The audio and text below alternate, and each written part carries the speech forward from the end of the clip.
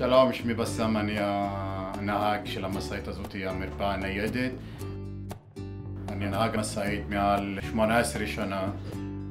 אח שלי הוא רופא שיניים, יש לו מרפאות שיניים ברהט. החלטנו להיות מרפאה שיניים ניידת לפזורה הבדואית, שאין מרפאות שהן גבוהות שם, אין חשמל ואין מים.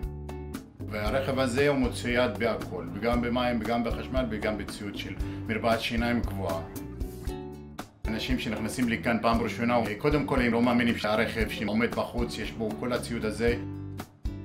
ואנשים מבסוטים, לא צריך לנסוע לבאר שבע או נגיד לשגב שלום, ליישובים המוכרים. זה באמת עושה לי טוב, ואני רואה יום יום יש עוד ביקוש ועוד אנשים שמגיעים למרפאה הזאת. הרכב הזה זה איסוזו, יש לנו כבר שנה ומשהו עם הרכב הזה.